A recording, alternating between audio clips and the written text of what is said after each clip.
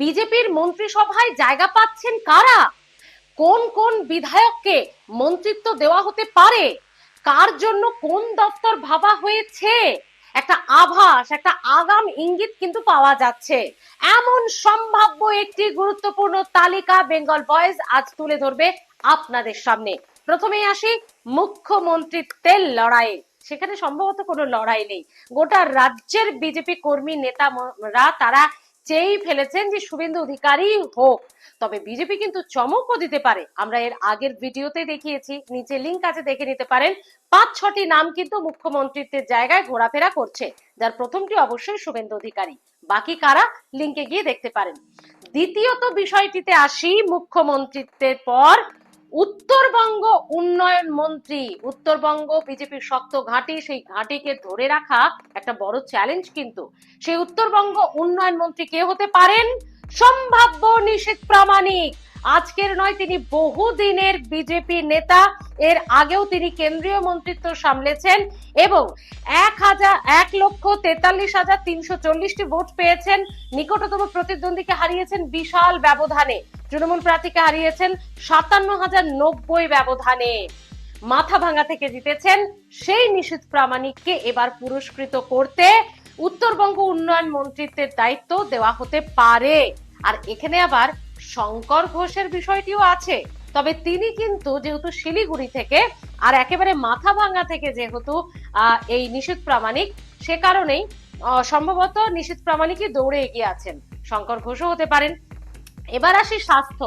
স্বাস্থ্য ক্ষেত্রটা এতটা সেন্সিটিভ, এতটা গুরুত্বপূর্ণ যে একটা খুব ভালো, খুব রুচিশীল, খুব বিদ্বজন বা কি বলবো বিবেকবান থেকে শুরু করে অত্যন্ত গুণী জ্ঞানী ব্যক্তি ছাড়া এই ক্ষেত্রটাকে রিকভার করা মুশকিল। তার কারণ পুরো রাজ্য জুড়ে স্বাস্থ্য নিয়ে একটা বিশাল অভিযোগ। তাই এটা খুব হালকা হাতে দেওয়া যাবে না। বিচার বিশ্লেষণ করে তাই সম্ভাব্য প্রার্থী, এই সম্ভাব্য মন্ত্রী হতে পারেন সারস্বত মুখোপাধ্যায়। তিনি অত্যন্ত সজ্জন, শিক্ষিত, বিবেক বুদ্ধিমান, অত্যন্ত ক্যালকুলেটিভ। এই মানুষটির হাতে যেতে পারে স্বাস্থ্য মন্ত্রিত্বের দায়িত্ব। কারণ জায়ান্ট কিলারও তিনি। সুজিত বসুকে হারিয়েছেন বিধাননগর থেকে, আর 1-2 হাজার নয়, 37,330 ভোটে হারিয়েছেন। ভাবুন একবার তো।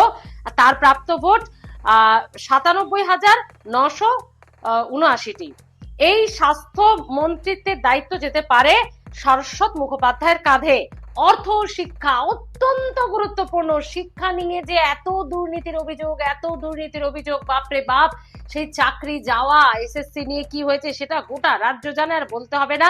তাই অর্থ আর শিক্ষাকেও কিন্তু খুব ভাইটাল হাতে দিতে হবে। তার জন্য ভাবা হতে পারে সম্ভাব্য মন্ত্রী স্বপন দাশগুপ্ত। তিনিও আরেক জায়ান্ট কিলার। রাসবিহারীর মতো গুরুত্বপূর্ণ একটি কেন্দ্রে হারিয়েছেন দেবাশিস কুমারের মতো পোড় খাওয়া তৃণমূলের একেবারে দুধে রাজনীতিক নেতাকে। সেই দেবাশিস কুমারকে হারিয়েছেন 20,865 ভোটে রাসবিহারী থেকে। স্বপন দাশগুপ্ত হিন্দুত্ববাদ নিয়ে অত্যন্ত গুণী মানুষ, তিনি শিক্ষিত মানুষ। হিন্দুত্ববাদ নিয়ে বহু গবেষণা, লেখালেখি তার আছে, যেটা ভোটের আগেই অনেক কাজে লেগেছে বিজেপির। এই মানুষটি শুধুমাত্র যে এই প্রার্থী হয়ে জিতেছেন এমনটা না, ভোটের অনেক আগে থেকেই তিনি বিজেপিতে আছেন এবং অনেকটা ভারী দায়িত্বেই আছেন। এবার আসি নারী এবং শিশু কল্যাণ মন্ত্রী।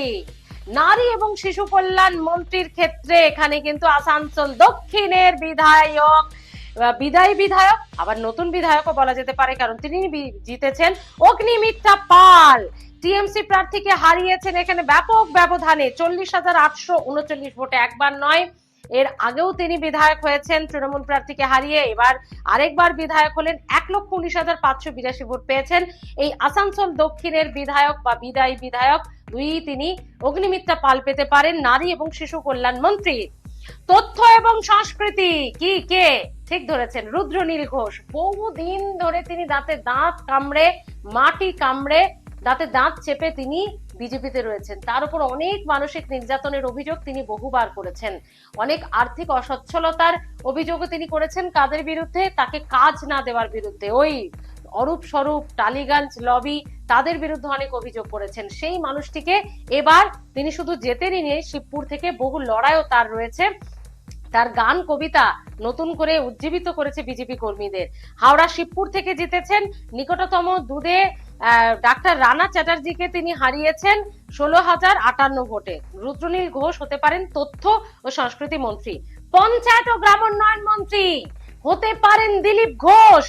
খড়গপুর সদর থেকে জিতেছেন, টিএমসি প্রার্থীকে হারিয়েছেন অনেক ব্যবধানে, 30,506 ব্যবধানে, এবং 89,885 ভোট তিনি পেয়েছেন। আর দিলীপ ঘোষ কি, কেন, কি ব্যক্তিত্ব, এর আগে কি ছিলেন আমাকে নতুন করে বলতে হবে না। সফলতম রাজ্য সভাপতির একজন, সাংসদ হয়েছেন বিজেপির, বিধায়ক হয়েছেন বিজেপির একবার ছেড়ে দুবার, এবং বহু রাজনৈতিক লড়াইয়ে বিজেপির সংগ্রামে তিনি একবারে বিজেপির পোড় খাওয়া সৈনিক বলা যেতে পারে। তো তাকে এবার পুরস্কৃত করাটা অস্বাভাবিক কিছু নয়। পুরো ও নগর উন্নয়ন মন্ত্রী, এক্ষেত্রে চমক আছে বন্ধুরা, চমক। সজল ঘোষের হাতে যেতে পারে পুর এবং নগর উন্নয়ন মন্ত্রী। অত্যন্ত বিচক্ষণ ব্যক্তি, কলকাতাটাকে হাতের তালুর মতো চেনেন। শুধু তাই নয়, তিনি তার উন্নয়ন বা একজন কাউন্সিলর হিসেবে, 50 নম্বর ওয়ার্ডের একজন কাউন্সিলর হিসেবে কলকাতার বুকে তিনি যেভাবে কাজ করে দেখিয়েছেন, তাতে কিন্তু খুশি হয়েছে বিজেপির কেন্দ্রীয় নেতৃত্ব। তিনি স্নেহধন্য তাদের। সেই সজল ঘোষের হাতে যেতে পারে পুরো নগর উন্নয়ন মন্ত্রিত্ব, এমনটা সম্ভাবনা, জোর সম্ভাবনা। শান্তিকা বন্দ্যোপাধ্যায়কে 16,956 ভোটে হারিয়েছেন। তো তাই নয়, তাই প্রচার, তার মাইকিং, তার যে মানুষের সঙ্গে ইন্টারঅ্যাক্ট পাওয়ার, এটা জনমানুষে এত ভালো মানুষ গ্রহণ করেছে, বলার অপেক্ষা রাখে না। আর এটা নেতারাও মন্ত্রীরাও দেখেছেন, কেন্দ্রীয় মন্ত্রীরাও দিল্লি থেকে। এবার আসি, এগুলো গেল একেবারে দপ্তর ধরে বললাম। এর পাশাপাশি আরো কিছু জয়ী প্রার্থী, তারা বিধায়ক, তারা মন্ত্রিত্ব পেতে পারেন।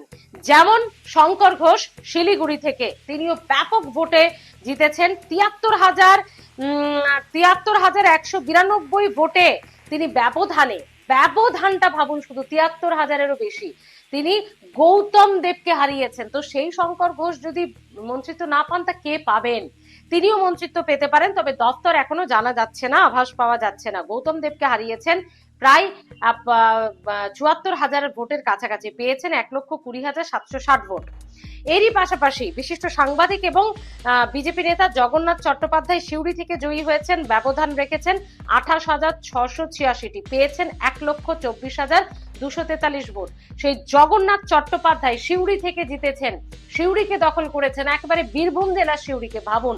সেই জগন্নাথ চট্টোপাধ্যায় মন্ত্রিত্ব পেতে পারেন সৌরভ শিকদার। হ্যাঁ, তার কারণ, কাকে হারিয়েছেন? চন্দ্রিমা ভট্টাচার্যের মতো মন্ত্রী, 3বারের এমএলএ, পোড় খাওয়া রাজনীতিক চন্দ্রিমা ভট্টাচার্যকে দমদম উত্তর থেকে হারিয়েছেন এই সৌরভ শিকদার, তিনিও মন্ত্রিত্ব পেতে পারেন। অজয় রায়, উদয়ন গুহকে হারিয়েছেন তিনিও মন্ত্রিত্ব পেতে পারেন। মলয় ঘটককে হারিয়েছেন কৃষ্ণেন্দু মুখার্জি, তিনিও মন্ত্রিত্ব পেতে পারেন। ব্রাত্য বসু, অরিজিৎ বক্সির মতো একজন মানুষ, তিনি ব্রাত্য বসুকে হারিয়ে দেখিয়েছেন। লড়াইটা ভাবুন, সেই অরিজিৎ বক্সি দমদম উত্তর বসুকে ব্যাপক ভোটে হারিয়েছেন, অরিজিৎ বক্সিও পেতে পারেন। এবং বড় দায়িত্ব পেতে পারেন তাপস রায়। অনেকে মনে করছেন স্পিকারও হতে পারেন, বা আরো কোনো বড় দায়িত্ব পেতে পারেন তাপস রায়। আপনারাই বলুন বন্ধুরা, যে লিস্ট আপনাদের সামনে আমরা তুলে ধরলাম, এই এতগুলো নাম একদম মন্ত্রিত্ব ধরে ধরে, সেই নামগুলোকেই কি আপনারা চাইছেন?